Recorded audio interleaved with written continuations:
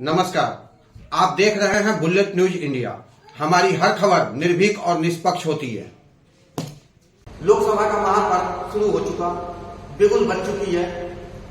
पहले चरण का मतदान भी हो चुका, दूसरे चरण की मतदान की पूरी तैयारी है। आज हम बैठे हैं गौतम बुद्ध नगर लोकसभा क्षेत्र में, जहां कई प्रत्याशी मैदान में अपने भाग्य को आजमा रहे हैं। आज उसी दरमियान हमारे बीच में है नरेश नौटियाल, जो राष्ट्रीय जनसत्ता लोकसभा प्रत्याशी है। आज उन्हीं से हम बात करते हैं कि इस मतदान की कड़ी में उनके साथ क्या क्या कठिनाइयां हो रही हैं, क्या उनका प्रचार प्रसार है, किस किन मुद्दों पर वो चुनाव लड़ रहे हैं। जबकि नरेश नौटियाल गौतम बुद्ध नगर के नोएडा एक्सटेंशन के रहने वाले हैं, जिसे ग्रेटर नोएडा वेस्ट भी कहते हैं। ग्रेटर नोएडा वेस्ट वह जगह है जो पिछले एक दशक पहले विश्व के पटल पर था, जहां फ्लैट वाइट्स और बिल्डर की लड़ाई चरम पर थी। वो चरम पर आज भी है। कई जगह तो नो वोट का भी बैनर लगा हुआ है। कारण है उनकी रजिस्ट्री नहीं हो रही, फ्लैट वायर को कोई सुविधा नहीं मिल रहा। आज इसी दरमियान हम बात करते हैं नरेश नौटियाल जी से। नरेश नौटियाल जी, नमस्कार। नमस्कार। हमारे बुलेट न्यूज परिवार में आपका स्वागत है। आपका भी बहुत बहुत स्वागत है जो आप यहाँ आए। नरेश जी, सबसे बड़ी चीज है लोकसभा का महापर्व चल रहा है। इस महापर्व में आप चुनावी दंगल में हैं। हमारी शुभकामनाएं कि कामयाबी आपके चरण छुए। यहाँ आपको प्रॉब्लम क्या क्या हो रही है, किस तरह की कठिनाइयों का सामना करना पड़ रहा है? पहले आपने जैसा आरोप लगाया कि प्रचार प्रसार में आपको कठिनाइयां हो रही है। देखो, आरोप तो से नहीं कह सकते, ये तो मेरे साथ जो हो रहा है मैं वो बयान कर रहा हूँ, कोई आरोप नहीं लगा रहा।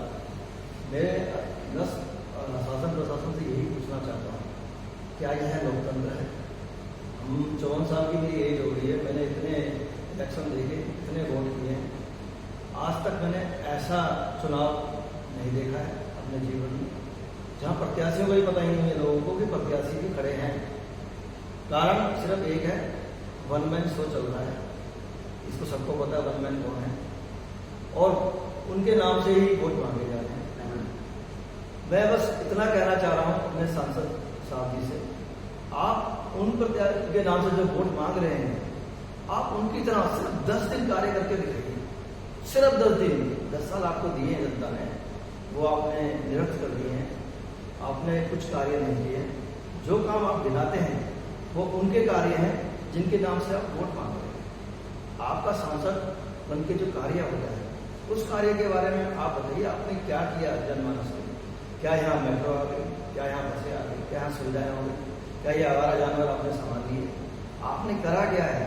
आपने सिर्फ ये डंपिंग जोन बना दिया है, कंक्रीट के जंगल बना दिए, जिनमें हमारे भविष्य के बारे में कुछ पता नहीं है क्या हमारे साथ होगा। अगर ये बिल्डिंग गिरी या प्लेंटर गिरा या आग लगी, कुछ भी मिसहैप नहीं होगी, लिफ्ट गिरी, इसकी जिम्मेदारी किसकी होगी? लो राइज में हमने देखा है कि उनको खजाना मिल जाता है, सरकारें 5 लाख 6 लाख 10 लाख देती हैं। हमारे को क्या मिलेगा? कुछ नहीं, क्योंकि यह जो लूट है इसके बारे में कोई बात नहीं कर रहा है। यह खुली लूट है। इसी लूट के, इसी भ्रष्टाचार के लिए मैं आया हूँ। मेरे समस्त उत्तराखंडी भाइयों ने, भाई बंधुओं ने और यहाँ के समस्त परिवारों ने, इसमें समस्त लोग थे, गांव के लोग थे, उन्होंने बोला नोटिया जी, आप इतना जोर शोर से लगे रहते हैं, आप चुनाव में आइए, हम आपको योगदान देंगे। इसीलिए मैं इस चुनाव में पर्व में आया, पर वो नहीं मिले। नहीं, आप जैसे बता रहे हैं कि आप आवाज बनकर आ रहे हैं, लेकिन आपके प्रचार प्रसार कैसे हो रही है? प्रचार प्रसार सिर्फ ऐसे ही हो रही है कि जो भाई मिल रहा है उसे समझा रहा हूँ, भाई मुझे परमिशन नहीं मिली है, चोरी छुपे में जा रहा हूँ सोसाइटी में, उनको चोरी छुपे मैं कार्ड बना रहा हूँ, ये कार्ड की परमिशन मुझे, ये भी मुझे चोरी छुपे ही करना पड़ा, ये भी मैं चोरी छुपे ही कर रहा हूँ। समझो हम चोरों की तरह प्रचार कर रहे हैं। इसमें मैं कोई झूठ नहीं बोलूँगा कि चोरों की तरह प्रचार कराया जाता है, जिसमें आपको खुली आज़ादी नहीं मिलती कि आप प्रचार कर सकें, और इसके मैं विरोध में हूँ। ये बहुत गलत है। अगर यही लोकतंत्र है तो भविष्य में कोई भी निर्दलीय या कोई भी छोटी पार्टी का सदस्य इसमें ना आए। क्योंकि जब आपको प्रचार की अनुमति नहीं है, कुछ नहीं है, तो आप आए किस लिए? जब हम जनता के पास अपनी बात नहीं रख सकते तो हम आ किस लिए रहे हैं? सच्चाई तो यह है, ये जो गिनी चुनी पार्टियां हैं ये चाहती हैं हम ही सत्ता में रहें और कोई सत्ता में आए ही नहीं। यह सबसे ज्यादा खतरनाक है लोकतंत्र के लिए और यह होना भी नहीं चाहिए। मेरा हमेशा मानना है विपक्ष होना चाहिए और मजबूत होना चाहिए। और जो एक नाम ये लिया जाता है मोदी जी का, मैं सभी नेताओं से कहता हूँ, जितने भी भाजपा नेता हैं, आप मोदी जी की तरह 10 दिन कार्य करके दिखाइए, उनकी तरह सोचिए, उनकी तरह बोलिए, फिर मानेंगे आप कुछ कर रहे हैं। आप 10 साल में कुछ नहीं कर पाते हैं, अपने काम को बिल्कुल नहीं गिना पाते हैं। आप उन कामों को गिनाते हैं जो निरंतर होना है, जो प्रक्रिया है चलेगी ये सिस्टम में, जो होना ही होना है, उस कार्य को आप अपना गिना देते हैं। यह बहुत ही दुर्भाग्य की बात है हमारे देश के लिए। राजनेताओं ने सिर्फ वो बातें गिनाई हैं जो हमारे मुद्दे नहीं होते। हमारे मुद्दे हैं हमारी बेसिक सुविधाएं, स्कूलों की फीसें बढ़ रही हैं, उन पे रोक लगे। एनसीईआरटी भी खुद मोदी जी ने बोला है एनसीईआरटी भी लागू की है, क्यों नहीं हो रही? क्या कारण है? उसके लिए कोई वजह चाहता नहीं। बच्चों की फीसें बढ़ती जा रही हैं, माँ बाप कितने पैसे देंगे? लाखों रुपए की डोनेशन, बिल्डिंग फंड कहाँ से आएगा? बिल्डर यहाँ लूट रहे हैं, मेंटेनेंस के नाम पर लूट लगी हुई है, और ये इसके लिए आवाज भी कोई नहीं उठा रहा। हैरानी की बात है, होम बायर भी बिल्कुल अंधा हुआ पड़ा है, जबकि समझ उसको आनी चाहिए क्या हो रहा है उनके साथ, कौन है उनके साथ। एक आवाज नरेश नोटियाल जो कहता है नोटा नहीं नोटियाल।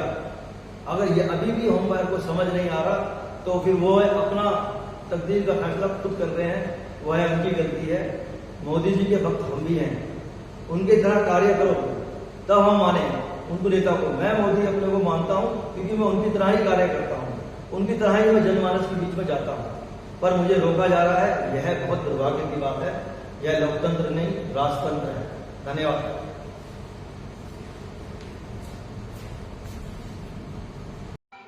आप देख रहे थे बुलेट न्यूज इंडिया। जल्द मुलाकात होगी अगली खबर में। संवाददाता सोनू शाह के साथ Santosh Verma, news room, bullet news India. आपने अगर हमारे चैनल को सब्सक्राइब नहीं किया तो शीघ्र ही हमारे चैनल को सब्सक्राइब करें, लाइक करें और साथ में एक प्यारा सा कमेंट करें। हमारा यह चैनल आपको कैसा लगा? तब तक के लिए नमस्कार।